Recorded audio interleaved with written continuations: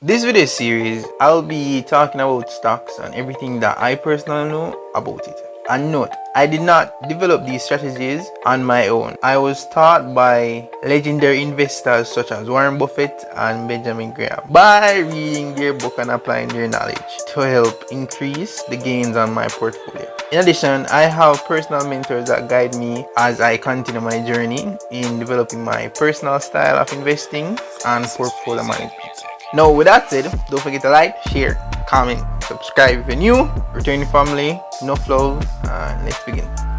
Alright, so what is a stock? I won't dive too deep into the whole concept of a stock because you can do a quick Google search. Plus, I made a video about it, but in essence, a stock is simply a part ownership of a publicly listed company, such as Apple, Grace, or Coca-Cola. And when an investor owns a piece of that company, it is called a share, and investors become a shareholder. And this, in theory, should essentially qualify them to absorb all the gains that the business may have made.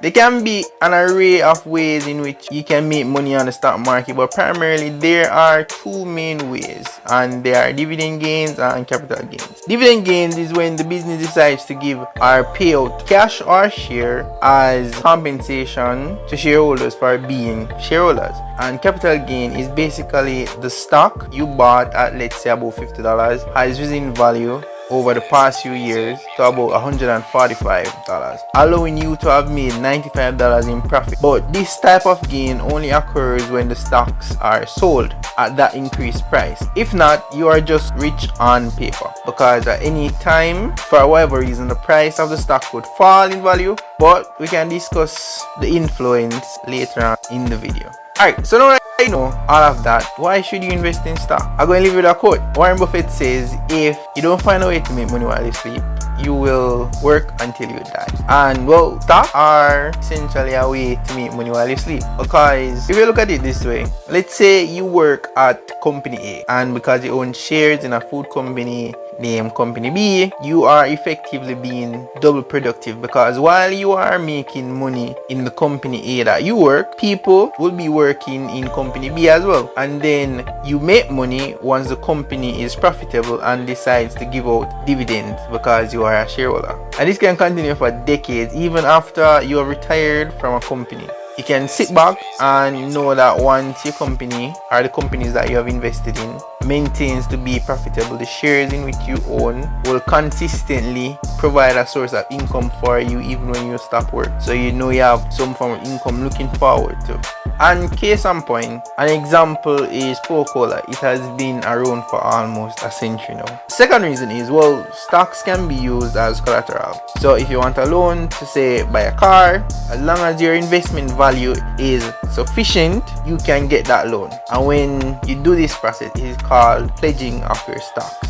In countries like Jamaica, the value of the loan you want should not exceed 50% of the value of your portfolio, and it can take upwards to 2 weeks to process before the loan is available to you.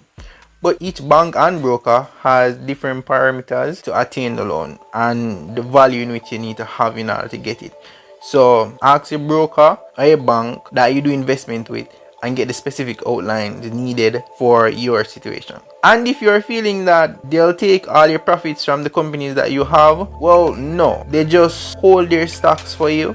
You'll still get all the benefits that and all the shares and everything that you're supposed to get. All the benefits will still be yours. They're just holding it so that you can't sell it, so they can, if in the worst case scenario and you can't pay back the loan, they can sell those shares and compensate for the loan. There's other things like shareholder meetings where you discuss the future of the business in fancy spaces or hotels, are just simple as just having the prestige that you are a shareholder of a business that is doing well. Those also contribute as benefits as well. Why do companies issue stocks? Well, this has a few reasons, but the two main reasons are, one, to pay off debt, and two, to get sufficient capital to buy other companies or equipment to increase production efficiency and explore new possibilities through innovation. For the paying off of the debt, it can be in two forms that I currently have knowledge about and noticed. One is simply that, like a loan that must be paid back in order to decrease the credit side, or in other words, the liabilities of the company's balance sheet. The other there is when a company is part owned by another large company and they want to buy independence and make a public offer to generate the funds needed to essentially buy out their independence. Similarly to trans highway, investing is risky, and this means that there is not an assurance to say if you put in money you might make back any money. You might even lose money as well. And a big part of investing is understanding your risk tolerance, and risk in this content just simply means how much money you are willing to put on the line in order to increase your overall gains. But a quick way to know if you are taking on too much risk is to simply look at your bank statement, and anything you see on your portfolio, especially if it's down by a certain amount and you are uncomfortable or worried about it, then you are taking on too much risk. However, there are basically 3 levels of risk tolerance when it comes to investing. You have aggressive, medium, and you have safe. Aggressive takes a lot of risk and don't mind the drawdowns, because when they win big. Safe is the direct opposite, and these investors are less risk averse and tend to prefer capital security with minimal gains. Medium investors are investors that are located somewhere in the middle, not too aggressive but not too safe.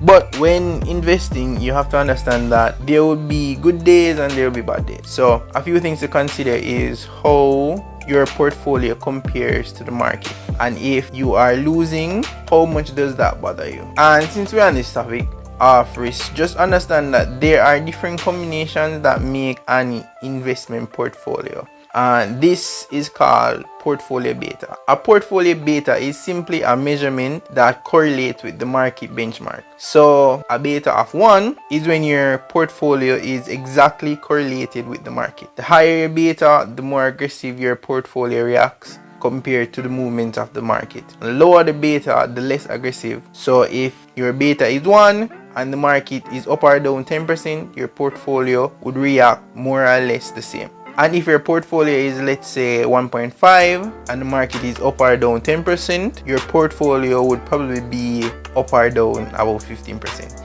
And essentially it's the same principle occurring for the betas that are lower than 1. And this is really a personal thing. You have to assess yourself to understand who you are and how you'll feel in not only the upsides but the drawdown. Now that we have that covered, you must understand that there are 2 sides to the market: psychology and the technical aspect. Psychological part of the market mostly derives from new investors, and there are persons who watch their portfolio daily and tend to sell or buy based on what they feel is going to happen in the market based on news or other variables. And technical investors are those who are essentially value investors, and they mostly make investment decisions based on the business performance, financial statements, and other rational variables that they might take in consideration. These are mostly like institutional investors and banks and hedge funds.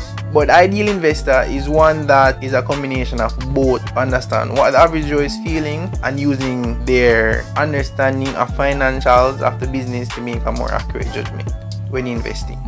Now, what influences the market? This is really demand and supply, and I'm going to give a little example to see if I can better illustrate the concept. But before that, the definition of demand is an economic principle referring to a customer's desire to purchase goods and services and the willingness to pay a price for that specific good or service. Holding all other factors constant, an increase in price of a good or service will decrease the quantity demanded and vice versa. Alright, so everybody wants a car, or at least you can see the possibility of you buying a car. However, what about a yacht?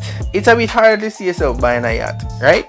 It's fact that at any given time, at anywhere in the world, you'll see persons collectively being able to buy a car than a yacht. Hence, the demand for a yacht will be lower than of a car for several reasons. First things first, price. A yacht is very expensive. You have other issue that is availability. You have specific place where yachts can be built, and not every country has those resources and materials. You have accessibilities as well. Yachts are often done tailored to an individual specification and oftentimes need docking area to even anchor the yacht. Quick question: how much cars have you seen today, and how much yacht have you seen today? Think about that. A yacht also has requirement. A yacht needs a lot, and I mean a lot of stuff. Not just to operate, but also maintain it. Yacht tend to need stuff, which comes at a hefty price. All the factors I just listed can then affect the supply as to how much manufacturers produce. And to really just give like what is supply? Supply is basically a concept that describes the total amount of goods and service that is available to consumers. Supplies can relate to the amount available at a specific price or amount available across a specific price range. And some things that affect the supply are consumer demand, cost to make the product, availability of material, and customers' willingness to pay. And with that example, I hope I kind of better illustrate what I was trying to say. But in essence, that is a similar concept with the stock market, because if a person or persons on the market don't want your stock, it won't be traded, and this means that there won't be anybody to upbid or want to buy it at a higher price because you see the value in it, and this will eventually make the demand for your stock to go down, and when low demand is there, the price will also fall as well. And we know that there's ups and downs in the market. However, we prefer the up in all situations, and that's just humans. And that is it for part 1 of Investing 101. Love you guys. See you in the next